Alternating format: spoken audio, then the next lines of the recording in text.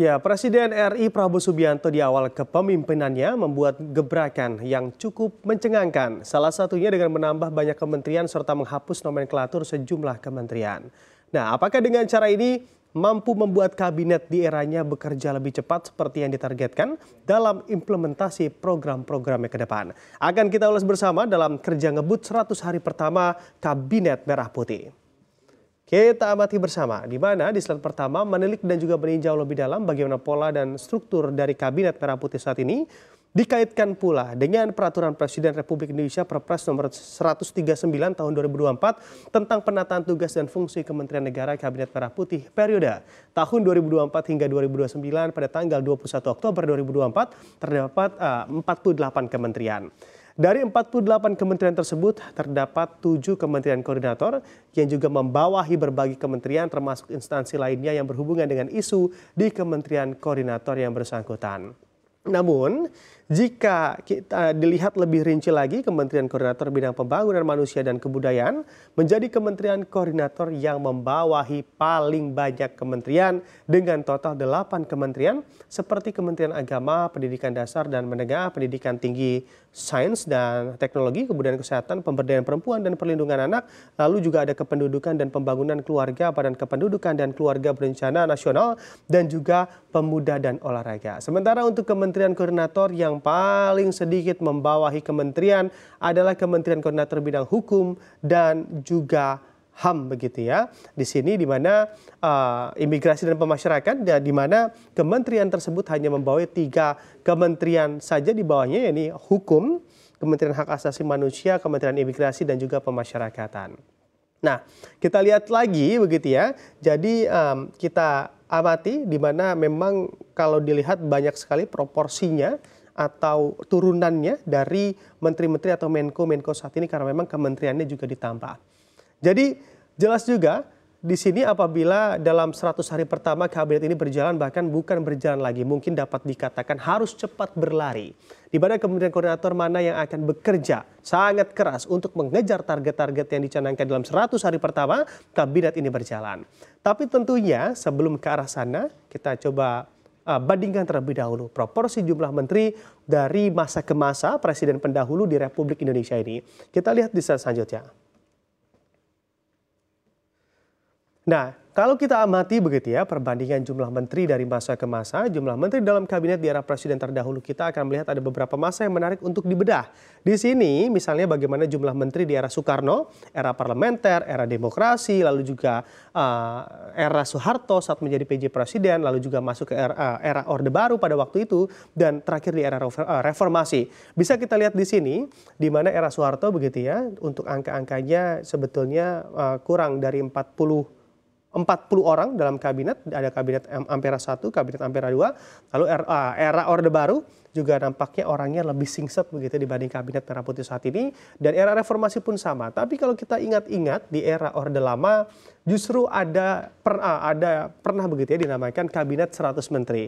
Di era Orde Lama tersebut memang ada 100 menteri dalam kabinet yang tentunya berada di Orde Lama. Jadi sebetulnya memang betul secara data Kabinet Merah Putih atau yang dinarasikan oleh sejumlah pihak Kabinet Gemuk bukanlah kali pertama untuk Indonesia mengalami proporsi jumlah menteri yang angkanya cukup banyak. Lalu bagaimana perbandingan jumlah menteri dalam kabinet di negara-negara lain?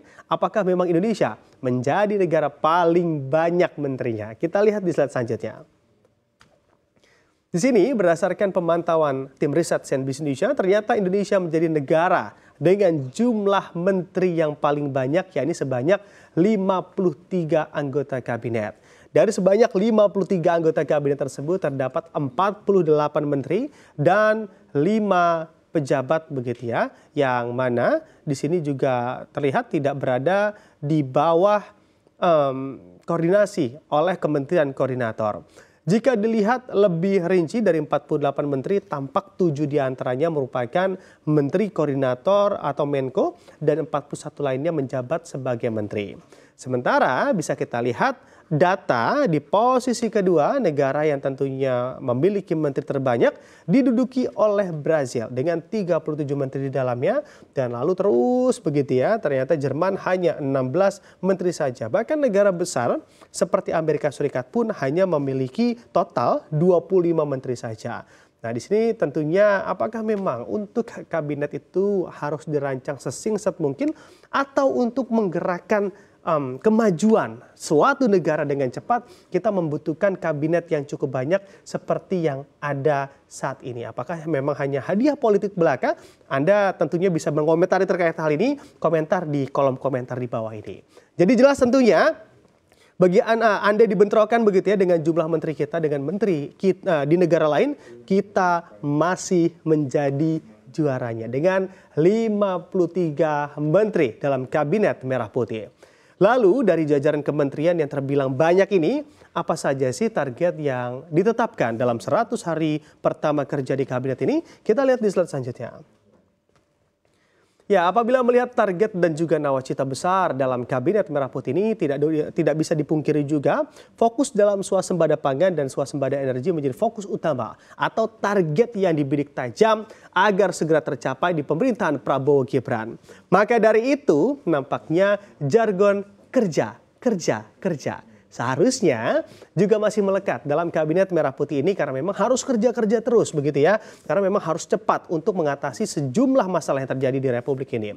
Karena masyarakat pun kini memiliki harapan yang sangat besar atas segala cita-cita dari kemajuan Indonesia di tangan pemerintah yang saat ini.